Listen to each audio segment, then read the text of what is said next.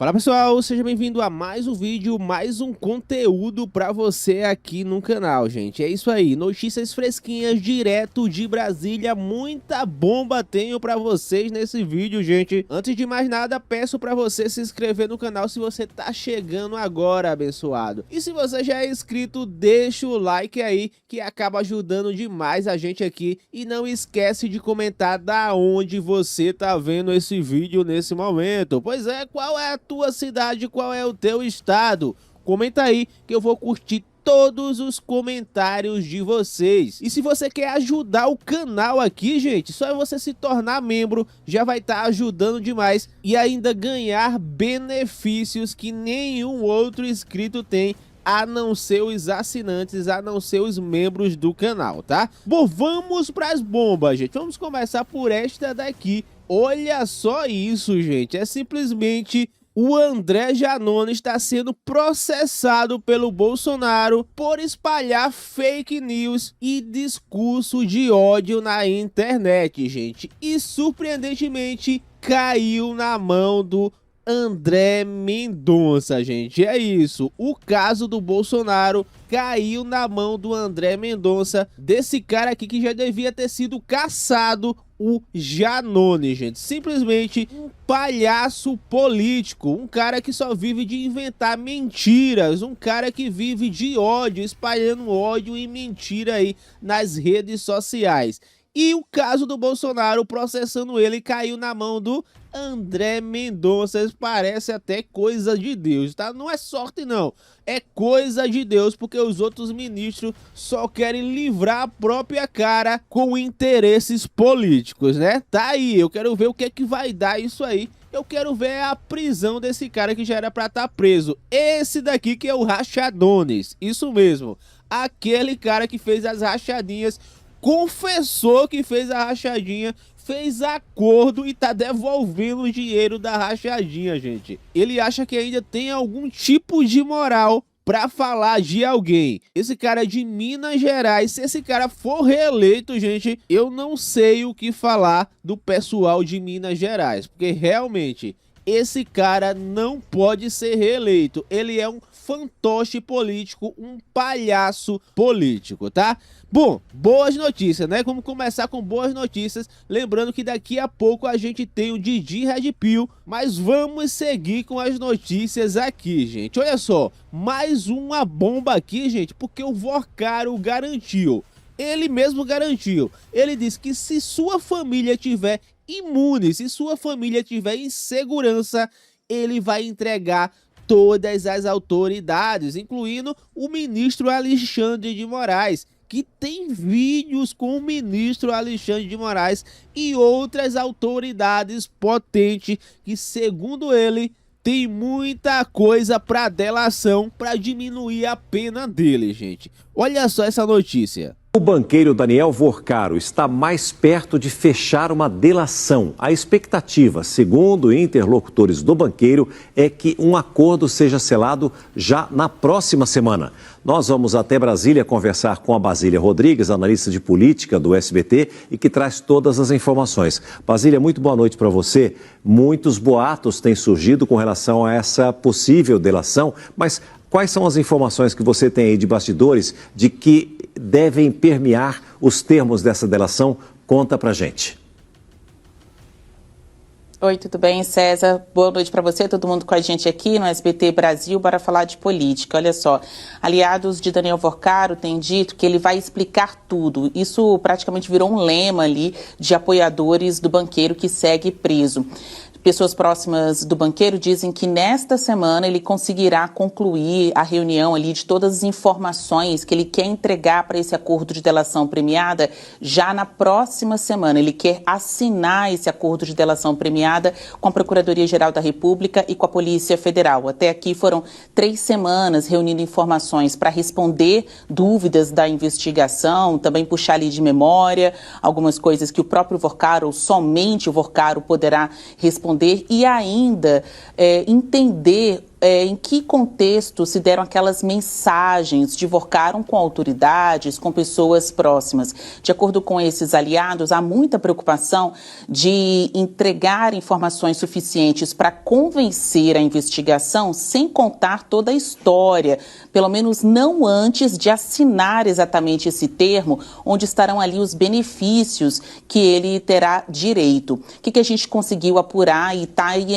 com exclusividade publicado no site do SBT News. Além de ser um acordo de delação premiada coletivo, em que aparecem outros investigados também ali prestando depoimentos, como Fabiano Zettel, que é o cunhado de Vorcaro, e Carlos Mansur, dono da Reag Investimentos, gestora de investimentos que também foi liquidada pelo Banco Central, a exemplo do Banco Master. O Vorcaro quer uma imunidade jurídica para alguns de seus familiares. Isso é para evitar que crimes atribuídos a ele, como lavagem de dinheiro por meio de contas dos seus parentes, sejam imputados a eles também.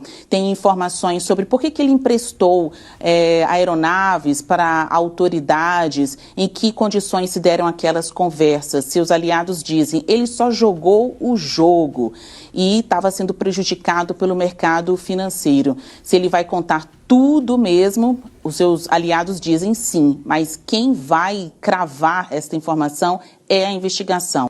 Ele entrega todo mundo se a família dele estiver segura, se não mexerem com a família dele, gente. Vai vir bomba por aí, vocês podem esperar. Bom, e mais bomba ainda é essa chapa que o Bolsonaro tá montando, gente. Simplesmente o Bolsonaro disse que a chapa dos sonhos dele é o Flávio Bolsonaro com o Zema de Minas Gerais como vice. É isso aí. Ele deixou explícito que prefere o Zema como vice do Flávio para selar aí a aliança agora em 2026, gente. O próprio Bolsonaro escolheu. Ele disse que quer o Zema como vice do Flávio Bolsonaro, tornando aí a chapa dos sonhos. Lembrando que o Zema, governador de Minas Gerais, e Minas Gerais é aquele estado, gente, que quem ganha leva a eleição, pelo menos sempre foi assim e sempre tá sendo, tá? Então vai ser um peso bem grande e tomara que o Zema aceite, né, gente? Pois é, comenta aí embaixo se você concorda com essa chapa ou se você queria outra pessoa aí, comenta aí embaixo, tá? Bom, agora vamos voltar aqui, gente, com Alexandre de Moraes,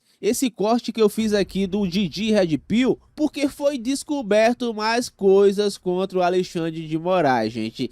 A bomba só aumenta em cima dele. Eu não sei porque ele ainda não foi afastado, tá? Eu realmente não sei porque ele ainda tá dando ordem, porque olha só essa nova bomba, gente. Simplesmente 40 milhões de reais foi movimentado somente no ano de 2024 pelo Alexandre de Moraes, com o salário de um ministro, tá? Um salário de ministro, gente, custa mais ou menos 46 mil. Se a gente multiplicar o salário dele por 12, dá mais ou menos 550 mil. 550 mil por ano ganha aí o Alexandre de Moraes. Mas ele estava movimentando 40 milhões de reais em apenas um ano, que foi o mesmo ano que ele começou o rolo com o Vorcaro, gente. E o que foi que ele fez? Simplesmente a COAF, que estava investigando, ele proibiu a COAF de investigar ele mesmo. Foi isso que ele fez.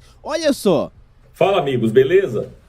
A divulgação de registros fiscais indicando que o Banco Master realizou repasses superiores a 40 milhões em um único ano, no ano de 2024, ao escritório de advocacia de Viviane Barsi de Moraes, esposa do ministro Alexandre, trouxe novos elementos ao debate sobre a transparência e possíveis conflitos de interesse envolvendo autoridades públicas. Os dados apontam a emissão de diversas notas fiscais de alto valor, com pagamentos recorrentes ao longo do período analisado. As informações chamaram a atenção de órgãos de controle, como o COAF, e passaram a ser discutidas também no meio político, especialmente diante do volume financeiro envolvido. O caso se insere num contexto mais amplo, onde informações já divulgadas anteriormente indicam a existência de um contrato que poderia alcançar cerca de 129 milhões ao longo de 3 anos, com pagamentos mensais estimados em aproximadamente 3 milhões e 600 mil reais. A prestação de serviços jurídicos envolveria atuação em diferentes frentes, incluindo processos administrativos, regulatórios e judiciais. A nova documentação amplia o nível de detalhamento sobre os repasses e reforça questionamentos sobre a natureza dos serviços prestados e a proporcionalidade dos valores pagos. Integrantes de investigações e parlamentares têm defendido maior transparência e a necessidade de comprovação clara das atividades realizadas no âmbito do contrato. O episódio também repercute no debate público, com a atenção de setores da imprensa e da opinião pública sobre a relação entre grandes instituições financeiras e escritório de advocacia ligado a familiares de membros do judiciário. Esses especialistas apontam que esse tipo de vínculo, ainda que legal, pode gerar questionamentos sobre potenciais conflitos de interesse, especialmente em situações em que decisões judiciais possam impactar diretamente essas instituições. Até o momento, não há indicação formal de irregularidade por parte do ministro Alexandre Moraes. O escritório de sua esposa atua como entidade privada com autonomia jurídica para firmar contratos e prestar serviços. Ainda assim, o caso levanta discussões sobre limites éticos e a necessidade de aprimoramento de mecanismos de transparência e controle. No campo político, o tema chegou ao Congresso, com pedidos de maior acesso a informações e aprofundamento das apurações. As iniciativas refletem a pressão por esclarecimentos em torno das relações entre agentes públicos e o setor privado, embora o andamento dessas medidas dependa de avaliações institucionais e jurídicas. A divulgação dos pagamentos reforça um cenário em que aspectos legais, éticos e políticos se entrelaçam. Mais do que um contrato específico, o caso evidencia a crescente demanda por transparência nas relações entre o poder econômico e figuras centrais do sistema de justiça do Brasil. É isso, gente, é corrupção atrás de corrupção aqui no Brasil. Realmente, se corre para um lado é corrupção, se corre para o outro também é corrupção, gente. Bom, e você viu aí as tretas que a direita e a falsa direita tá protagonizando na internet, né, gente? Muita divisão, mas isso tudo tem um interesse, gente. Deixa eu dar um zoom aqui pra vocês. Preste atenção aqui nessas palavras, gente. Nessa direita também tem aquela falsa direita que é o MBL, com o Renan, pois é, que ele é o candidato à presidência do MBL, este mesmo MBL que votou com o PT, este mesmo MBL que deu a eleição para o Lula em 2022, gente. Por que eu digo isso? Porque se eles apoiassem o Bolsonaro, gente, simplesmente o Lula perderia a eleição. A diferença foi de 2 milhões de votos só. E eles preferiram ficar isentões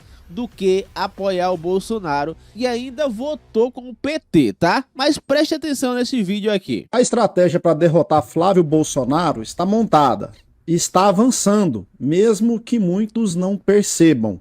O objetivo, desde que Flávio Bolsonaro se consolidou como candidato de oposição, eu já tenho falado isso há muito tempo, é dividir os grupos chamados anti-Lula, anti-PT. Eu não vou falar aqui direita, porque falar que o PSD do Kassab é direita, ou falar que o Missão do MBL é direita, ou falar que outros grupos são direita, é complicado. Mas eu vou falar grupos anti-Lula, anti-PT que criticam o governo Lula, que combatem o governo Lula, que em tese, deveriam estar trabalhando para derrotar o Lula. O objetivo do sistema é muito claro, o objetivo do Lula e do PT é muito claro. É dividir, fragmentar esses grupos e, se possível, e é possível, colocar esses grupos para brigar entre si. Esse é o objetivo muito claro e isso tem avançado, por mais que as pessoas não tenham percebido. E eu vou mostrar aqui para vocês algo que não ficou perceptível, algo que não ficou claro, mas que está acontecendo e acontecendo de uma maneira muito forte, porque é um alerta que tem que ficar para a direita. Eu não quero falar aqui de discussão de Nicolas e Eduardo Bolsonaro, até porque acho que isso aí é fato superado e no final das contas, tanto Nicolas quanto o Eduardo Bolsonaro estarão fazendo campanha para o Flávio Bolsonaro. É uma certeza que eu tenho. Agora, existem outros grupos que combatem o PT, combatem o Lula, mas que na verdade estão desintegrando, estão atacando e matando a candidatura capaz de derrotar o Lula por dentro. E aí eu quero trazer essa primeira matéria para que vocês possam começar a entender o que está acontecendo e principalmente essas candidaturas que são colocadas aí com um objetivo muito específico. Olha só isso aqui. Bispo Samuel Ferreira comanda 42 mil templos e um exército de 102 mil pastores e anunciou apoio a Caiado para presidente. Isso é sinal de algo grande acontecendo. Flávio Bolsonaro está provocando um racha na direita evangélica. Diferente do que aconteceu com Caiado, nenhum pastor importante declarou apoio a Flávio, nem os aliados do pai dele, Jair Bolsonaro. Silas Malafaia foi contra o nome de Flávio e outros mantêm silêncio. Essas lideranças se perguntam: será que dá para confiar em Flávio? O histórico pesa, né? O ex-aliado deputado Ottoni de Paula não teve apoio quando quis ser candidato à Prefeitura do Rio. E agora o bolsonarismo ignorou Malafaia e outros que defendiam Tarcísio como candidato. Tem ainda o problema de autenticidade. Flávio tenta parecer evangélico, sem ter repertório, sem vínculo com uma igreja e, pior, sem um pastor de referência. Parte desse público acha isso oportunismo. E agora, como é que esse racha vai moldar 2026? Leia o artigo que está na Folha de São Paulo. Como vocês viram aí, essa matéria é da Folha de São Paulo e evidenciando algo que é real, que é apoio desse grupo evangélico ao Ronaldo Caiado. E aí você vai me dizer, mas e aí? Isso aí não vai dividir o Flávio Bolsonaro. Vai. Primeiro, que é matéria para alimentar divisão. Vocês perceberam aí que alimenta divisão. E um artigo totalmente descabido. Peraí. Para ser evangélico precisa de um pastor, precisa de um repertório. O cara fala de repertório. Ele não tem repertório para ser evangélico. Como assim? Mas enfim, é uma divisão dentro desse público e um apoio para o Ronaldo Caiado. O Ronaldo Caiado está sendo provocado constantemente a atacar a candidatura do Flávio Bolsonaro e ele está fazendo isso. Então não adianta achar, mas o Ronaldo Caiado é um candidato que vai atacar o PT, que vai atacar o Lula e pro Flávio é bom. Eu sempre falei que para mim tem que estar junto desde o início, tá? O Caiado soltou, dentre outras aí, que se o PL tivesse feito boa gestão, o PT não voltava em 2022. Mas peraí, o Caiado está criticando a gestão Bolsonaro? Peraí, Caiado, será que você acha mesmo que foi por má gestão que o Bolsonaro perdeu? Você não é inocente dessa forma. A gente sabe que o sistema está te provocando e você vai cair, porque quem é aqui de Goiás sabe o vaidoso que você é, né? Você vai atacar o Flávio Bolsonaro, como você já fez várias vezes, o que não vai ser novidade para mim. Agora, para muitos pode ser que seja, que estão inclusive contando com o Ronaldo Caiado nessa batalha. O Caiado falar que o PL e o Bolsonaro não fez boa gestão. Então, peraí, o Caiado vai criticar a gestão Bolsonaro? É isso? Então o Caiado, além de começar a pegar apoios que teoricamente ou tecnicamente, politicamente, iriam naturalmente para o Flávio Bolsonaro, o Caiado começa a atacar a gestão Bolsonaro e o PL. Ou seja, o Caiado não vai atacar o Lula, apenas o Lula, como muitos estão imaginando. E aí você pega a candidatura desse cara aqui, que é para mim um completo imbecil, mas enfim, a imprensa começa a movimentar, a publicar, a colocar como uma figura que pode crescer, ao ponto do Estadão publicar que Renan Santos vira Milei brasileiro e disputa direita com Flávio, a quem chama de Judas. Coloca, e essa matéria aqui é uma que eu estou exemplificando, para a gente não ficar aqui repetitivo, mas que coloca ele como uma novidade da direita, um Milei brasileiro, um ultradireita, com propostas de direita. Qual que é o objetivo? E a gente sabe que o MBL tem uma boa penetração no público jovem. Qual que é o objetivo? O objetivo, é claro, é dividir mais uma vez, fragmentar os votos do Flávio Bolsonaro. Então a estratégia do sistema ela está muito clara.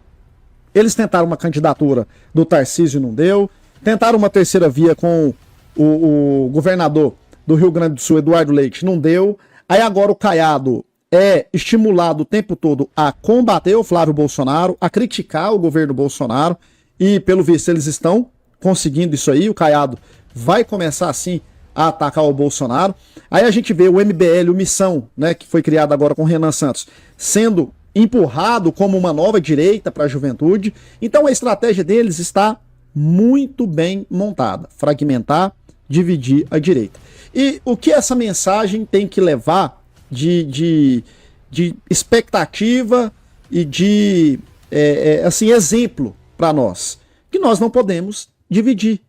E quando eu vejo essa discussão Eduardo e Nicolas, eu não entro nisso, porque nós não podemos, nós não temos a oportunidade ou essa tranquilidade de votos para divisão.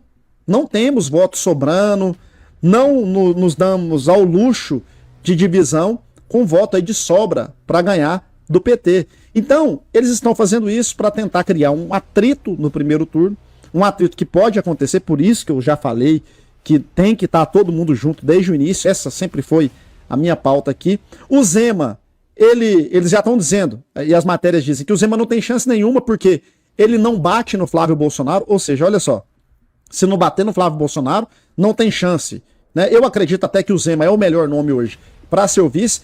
O Zema realmente não vai bater, até porque o Partido Novo, que eu me filiei, já falei aqui com vocês, é o partido mais alinhado com as pautas do Flávio Bolsonaro. Então o Zema não vai fazer isso, até por orientação do próprio partido, mas os outros vão fazer, vão bater.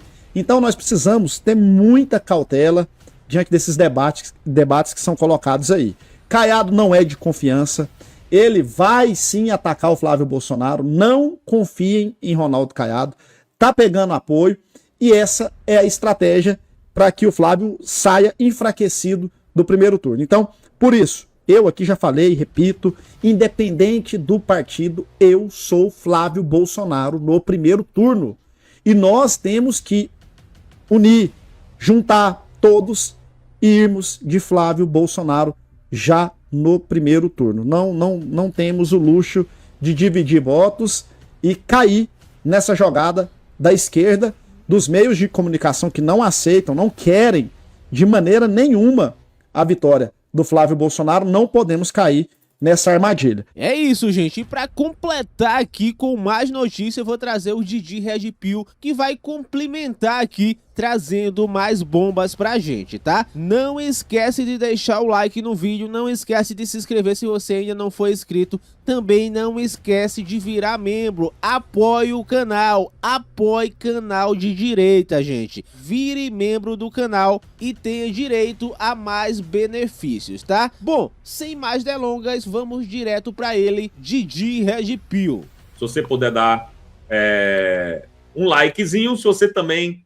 ainda não é inscrito no canal, por gentileza, se inscreva aqui, meu filho, para a gente tentar sair dessa draga que a gente tá atolado aqui. E não é por culpa minha, não. É por culpa da plataforma. Beleza? Então vamos lá, né? Falar do nosso amigo Flávio. E falar do nosso amigo Flávio, ultimamente, é só falar de coisa boa, cara. É só falar de coisa boa. Até agora não teve um deslize, não teve nada que desabone Flávio, né? Para você dizer assim, porra, bicho, ele fez isso.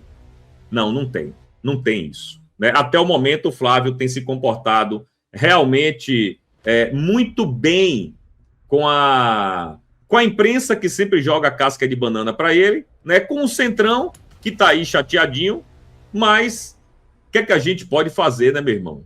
O que se há de fazer?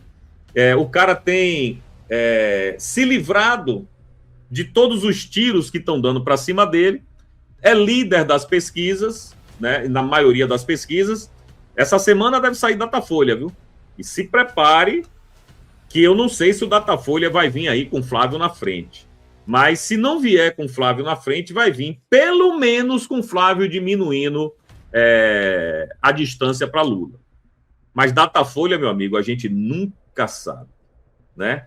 E aí, o Diário do Poder veio com essa matéria aqui para a gente comentar agora, que eu acho que vocês vão gostar. Crescimento de Flávio provoca pesadelo em Lula de repetir Bolsonaro e não ser reeleito. Galera, vocês lembram desse momento no debate lá, se eu não me engano, da Globo, onde Bolsonaro tocou em Lula? Lula ficou parecendo quando o vampiro jogam água benta nele, cara. Ficou todo desconcertado quando o Bolsonaro botou a mão nele. Então, Lula parece que está, digamos assim, com certo receio, e com razão. Motivo não falta motivo para ele ter receio de disputar com Flávio, e é o que a gente vai ver aqui, ó. Perder a reeleição é um dos maiores medos de Lula, não só dele. Fontes do próprio Planalto, assessores e petistas em geral, também temem pesquisas que o colocam empatado ou atrás do adversário principal pela primeira vez desde a primeira vitória em 2002. De lá para cá, Lula liderou pesquisa meses antes da disputa, mesmo quando não poderia concorrer. Mas seu desempenho hoje faz lembrar o de Jair Bolsonaro em 2022, o primeiro presidente a perder a reeleição. Ele não vai entrar no mérito, mas a gente sabe como é que Bolsonaro perdeu a reeleição, né? Lula liderou pesquisas em 2002, 2006 e até 2010, quando não poderia concorrer ao terceiro mandato, e em 2018, quando estava preso. A taxa de rejeição ao governo Lula gira em torno de 52%. A rejeição a Bolsonaro em 2022 era de 54%, a mais de 6 meses da eleição. E a gente sabe muito bem que essa taxa de rejeição de Bolsonaro foi fabricada, né? O cara que lotava aeroporto, fazia motociatas quilométricas, não podia tomar um caldo de cana, tinha 10 mil pessoas do lado. Essa taxa de rejeição foi fabricada justamente para ficar incutindo na cabeça das pessoas que Bolsonaro era ruim, que ele era rejeitado, etc e tal. Bom, os resultados ruins alimentam a expectativa de desistência de Lula, que seria substituído por petistas como Fernando Haddad e Camilo Santana. O ex-presidente dos Estados Unidos, Joe Biden, foi substituído por Kamala Harris em 2024. Alberto Fernandes, na Argentina, cedeu lugar a Sérgio Massa. Bom, galera, só lembrando aqui, né? Fernando Haddad ou Camilo Santana, eu acho que Fernando Haddad já é carta fora do baralho do PT. Eu acho que o Haddad agora ele já não vai ter mais espaço, não. Ele vai ter que se contentar justamente com a derrota para Tarcísio em São Paulo. Porque não consigo ver. E foi o Lula que escolheu, né? Não fui eu, não. Não fui eu, não. Lula que escolheu aí o Camilo Santana como sucessor dele, dando um chega para lá no Haddad. Até a gente falou bastante sobre isso de manhã, né? Beleza. Vamos lá. Aí, além disso tudo aí que vocês viram, certo? Além disso tudo que vocês viram aí, deixa eu só pegar um negócio aqui. Cadê meu pai? Aqui. Bom, aí, olha só, o Financial Times, que é um veículo de comunicação evidentemente esquerdista, mas que fala, como o nome já diz, de finanças, mercado financeiro, Faria Limers, essas coisas todas. Olha o que o Financial Times fala sobre o nosso amigo Flávio. O retorno dos Bolsonaros. O filho mais velho do ex-presidente brasileiro, Flávio, emergiu como um forte candidato. Ou seja, isso aí é a mídia internacional, viu, galera? Isso aí não é Brasil, não. Isso aí é a mídia gringa. Falando que o retorno dos Bolsonaros. Ou seja, já está meio que apostando aí numa derrota do Larápio, né? Que está aí, eminente. E diz assim, ó, não dá para ler a matéria toda, né? Porque no Financial Times você tem que pagar. Flávio Bolsonaro, o filho mais velho, de temperamento mais ameno, emergiu como um candidato altamente competitivo. Olha só, para essa mídia gringa tá admitindo isso, né? Um temperamento ameno, um cara mais tranquilo, mas a volta dos Bolsonaros ao poder. É claro que você vai juntando isso. Essa percepção que a mídia gringa está tendo do Flávio Bolsonaro lá fora. É a tempestade perfeita que está se formando para Lula aqui, né? Como alta taxa de rejeição, baixa popularidade, inflação alta, o filho envolvido com careca do INSS, Flávio liderando as pesquisas. Aí você vê que começa a acender, né? Se é que não já acendeu, a luz vermelha lá no Palácio do Planalto. Bom, vamos continuar falando aqui do nosso amigo Flávio. De manhã, eu trouxe aqui uma notícia do Metrópolis, que entrevistou o Zema, e o Zema falou, não, esse negócio de desistir de ser candidato a presidente é coisa da mídia. Isso nunca me passou pela cabeça.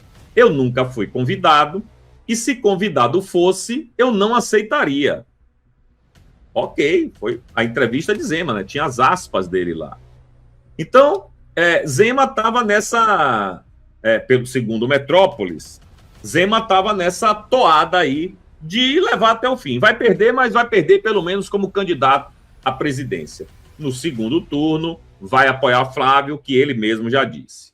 Beleza. Então, eram aspas do cara. Ou seja, ele disse aquilo. Ele falou que não ia desistir. Mas o mundo dá voltas, meu amigo. O mundo dá voltas, né? E aí, segundo a apuração aqui da CNN, a CNN fala do que, ao contrário do que o Zema disse, que ele poderia ser vice de Flávio. Quem está falando não sou eu, é a CNN, e a gente vai trazer aqui para vocês. Olha só. Começamos com o nosso giro de eleições, as movimentações no xadrez nacional. Eu apurei que o senador Flávio Bolsonaro, pré-candidato à presidência da República, andou consultando interlocutores do governador de Minas Gerais, Romeu Zema, sobre a possibilidade de tê-lo como candidato a vice na sua chapa presidencial.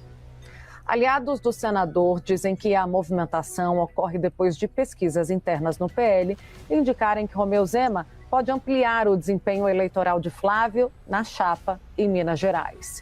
Como é o segundo maior colégio eleitoral do país, Minas Gerais costuma funcionar como uma espécie de termômetro político eleitoral, sob a máxima de que quem ganha no estado costuma vencer no cenário nacional.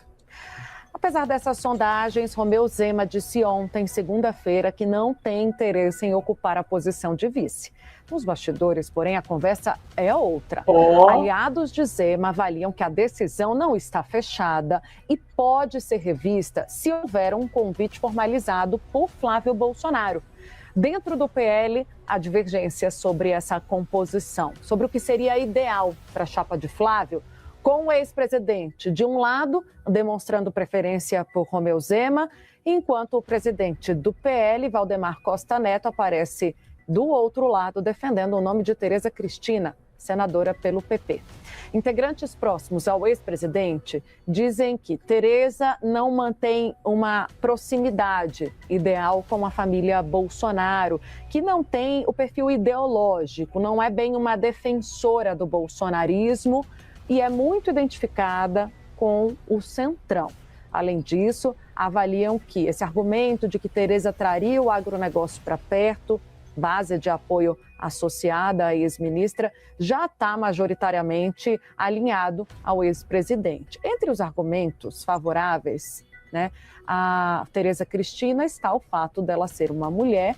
Houve o indicativo de que Flávio Bolsonaro gostaria de uma mulher na vice. E daqui a pouco a gente chega nesse ponto. Do lado do Romeu Zema, o entorno dele destaca a experiência administrativa e o perfil considerado moderado. Internamente, ele tem até sido descrito por esse entorno por alguém que pode exercer um papel semelhante ao que exerceu no passado Marco Maciel. Foi vice-presidente na composição com Fernando Henrique Cardoso, conhecido muito pela sua atuação discreta nos bastidores. Pesa, como eu dizia, a favor da Tereza Cristina o fato dela ser mulher, o que pode contribuir, na visão de alguns bolsonaristas, para neutralizar críticas recorrentes ao campo bolsonarista e a declarações passadas do ex-presidente Jair Bolsonaro, consideradas de cunho machista à época da presidência. Numa declaração ontem, numa entrevista, aliás, Flávio Bolsonaro sinalizou essa possibilidade quando disse que gostaria que a vice fosse uma mulher, quando ele foi questionado sobre o perfil ideal para essa vice. Ainda assim, esse assunto está em aberto, tem jogo, tem discussão, mas os dois nomes que despontam como favoritos hoje são Tereza Cristina e Romeu Zema. Que curioso isso, né? Porque, olhem só, até casa com a negativa de Zema, que eu trouxe hoje de manhã, da entrevista dele para o Metrópolis. Porque Zema disse o seguinte: eu não fui convidado e não tenho interesse. Aí, corta para essa entrevista, para essa matéria agora da CNN. O entorno de Zema diz que se ele for convidado, ele tende a, digamos assim, pensar com carinho nesse convite. Então, assim, o convite não foi feito, pelo menos oficialmente não foi, e se for, eu acho que Zema vai aceitar. É pelo menos o que está meio que desenhado aí, né? Meio que desenhado. Então, mas a cabeça de Zema a gente nunca sabe. De fato, ontem no Inteligência Limitada, a CNN não comentou, né, não falou aonde foi a entrevista, mas foi lá no Vilela, e eu trouxe aqui o corte. Flávio falou com todas as letras, cara. Eu prefiro uma mulher. Só que é aquela história, galera.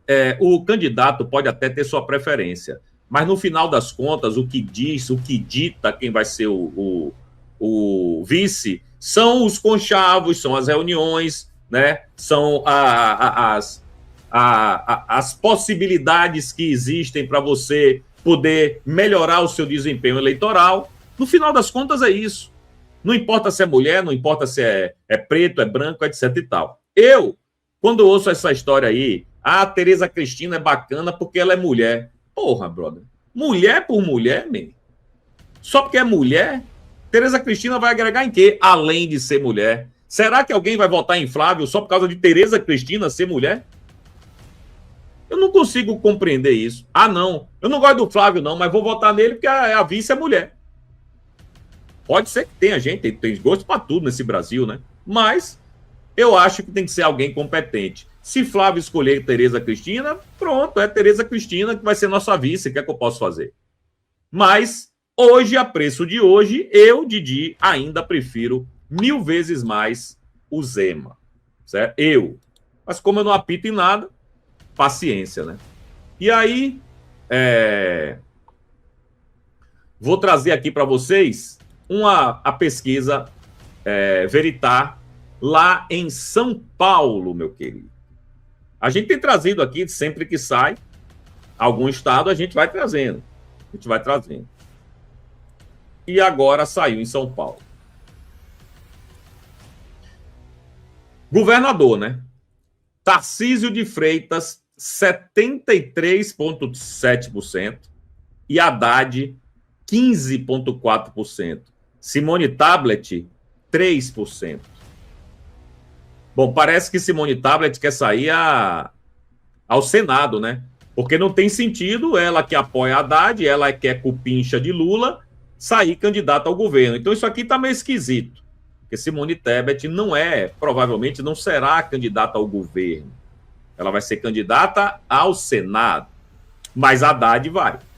E a Haddad está tomando uma surra aí do Tarcísio de Freitas nessa pesquisa Veritas. Bom, eu não sei se vocês têm reparado, mas a pesquisa Veritas, em todos os estados que ela tem feito, dá Flávio disparado na frente. Alguns, quando é no Nordeste, bem na frente, por exemplo, em Alagoas, 60-30. E nos outros estados do Nordeste, alguns Lula está ganhando e outros Lula está com uma diferença mínima. Como eu sempre digo, isso precisa ser confirmado por outros institutos, né? Se todo mundo for nessa linha, a tendência é que isso seja verdade mesmo. Mas vamos lá. Para nós, é importantíssimo que Tarcísio ganhe no primeiro turno, cara. A gente tem que rezar, e muito, para Tarcísio de Freitas levar no primeiro turno. Por quê, Didi? Porque Tarcísio prometeu se empenhar na campanha do Flávio. Tarcísio vai ser o coordenador de Flávio em São Paulo, e isso é importantíssimo. Mas eu lhe pergunto, como é que Tarcísio vai coordenar a campanha de Flávio e fazer a própria campanha dele ao mesmo tempo? Não dá. E se fosse você priorizaria a sua campanha ou a campanha dos outros? A sua, né? Para candidatura à reeleição. Então, o que a gente tem que rezar é que Tarcísio se eleja logo, para no segundo turno ele não precisar se preocupar em sair catando voto para ele e sair catando voto para Flávio. Essa é a importância da gente botar Tarcísio logo no primeiro turno eleito. A importância é essa. Que ele consiga, de fato,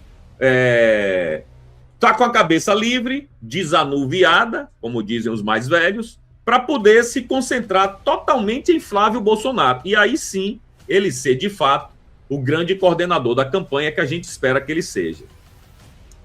Então, essa pesquisa aí de 73-15, não é nem uma surra, cara. É um espancamento. É um fuzilamento do senhor Haddad pelo Instituto Veritas. Bom, galera, eu tenho realmente, assim, um pouco... eu não acredito em pesquisa nenhuma. Nenhuma. Eu comento todas que saírem. Todas. Vai sair, eu vou comentar. Esse é o meu papel aqui. Eu não acredito em pesquisa nenhuma. Mas essa pesquisa Veritas tá estranha. Tá estranha. Vou dar um exemplo de Alagoas. Segundo a Veritas, em Alagoas, Flávio tem 60% e Lula tem 30%. Que eu acho que Flávio está diminuindo lá no Nordeste, eu não tenho a menor dúvida. Mas, porra, o cara está com o dobro de votos de Lula no Nordeste, em Alagoas. Eu acho difícil, galera. Eu acho difícil. Não estou agorando. Claro que eu quero que ela esteja certa. É óbvio que eu quero que ela esteja certa em todos os estados. No Maranhão, por exemplo, a Veritas dá Lula 44 e Flávio 43. Empatado tecnicamente. No Maranhão. No Maranhão. Então, vamos combinar, né? É estranho. Eu não sei se a Veritas é a que vai mais acertar ou a que vai mais errar. Mas ela está destoando de todas as outras. Todas as outras. Ela está botando o Flávio sempre muito à frente. Eu não sei quem é o dono da Veritas, mas eu fico com o pé atrás, né? De qualquer jeito, eu espero que esteja correta. Beleza? Bom, vamos lá. Aí, o Robson Bonin, lá da revista Veja, ele tem sempre que criar uma intriga. Ele não se aguenta. Ele sempre tem que tentar melar alguma parada aí, principalmente da direita. E agora ele veio com essa aqui, ó. Crise durante janela partidária deve impor DR decisiva entre União e Flávio Bolsonaro. DR é discussão de relação, né? Como vocês sabem. Olha o que ele diz. Cadê? Incomodados com a atuação do PL durante a janela partidária, dirigentes do União Brasil avaliam que a crise entre os partidos deve obrigar o senador Flávio Bolsonaro a procurá-los para discutir a relação, para tentar garantir que os recentes desentendimentos não dificultem a adesão da sigla às suas pretensões eleitorais. durante a janela partidária, União Brasil viu sua bancada partidária na Câmara diminuir, reflexo de uma ofensiva do PL sobre seus quadros. Já o PL ampliou sua vantagem como maior bancada da casa. Bom, vamos esclarecer as coisas. Isso é mentira. Isso é mentira do Robson Bonin. Não foi o PL que foi bater na porta do União Brasil. Ao contrário, foram os caras do União Brasil que perceberam que eles seriam mais facilmente eleitos se ele fosse lá e dissesse que agora ele é bolsonarista. Deus, pátria, família, liberdade, fazer arminha, né? Tudo para enganar os trouxas aí. Então não foi o PL que foi lá sacanear com a União Brasil. O PL abriu a porta. Todos os partidos abriram a porta. É a janela de transferência partidária. Todos abriram as portas. 100% dos partidos. Uns receberam mais, outros receberam menos. Agora o PL tem culpa. Se a galera do União Brasil quis sair do União Brasil para ir para o PL. A culpa é do PL. Flávio não foi atrás de ninguém. Flávio não procurou ninguém. Flávio não pediu para ninguém entrar no PL. Talvez tenha falado com um ou dois, certo? Mas essa conversa de que o PL foi lá bater na porta do União Brasil, venha para cá, venha para cá, venha para cá, aí é brincadeira. E outra, o Robson Bonin diz assim, olha, depois disso, o PL vai ter que discutir a relação com a União Brasil. Tá, qual é a relação? O que é que tem atrelado até agora? O que é que tem amarrado? O que é que tem fechado com a União Brasil? Nada. Vai discutir o quê? Porque se tivesse assim, 100% fechado, União Brasil vai apoiar Flávio. Aí você até podia dizer, porra, bicho, você abriu as portas, uma galera saiu, pô, tô me sentindo chateado. Aí você até podia entender. Mas numa parada que não tem nada disso. Não tem nenhum compromisso do União Brasil em apoiar Flávio. Vim com essa conversa de discussão de relação. Diante disso, algumas rusgas entre os partidos ganharam proporções mais relevantes, o que poderia fazer com que a legenda comandada por Antônio Rueda liberasse seus filiados a apoiarem quem quiserem na corrida presidencial. Apesar disso, membros da executiva da União admitem que uma eventual postura pacificadora de Flávio pode ajudá-lo a garantir o possível apoio da legenda à sua postulação ao Palácio do Planalto. Esse cenário, porém, deve ser explorado por filiados da União que simpatizam com o presidente Lula da Silva. Eles devem abordar o tema para tentar defender que o melhor caminho é que a sigla siga independente sobre a eleição nacional. Ou seja, os petistas do União Brasil, claro, querem que o União Brasil apoie Lula. A galera que é mais chegada à direita no União Brasil vai fazer força para que o partido apoie o Flávio.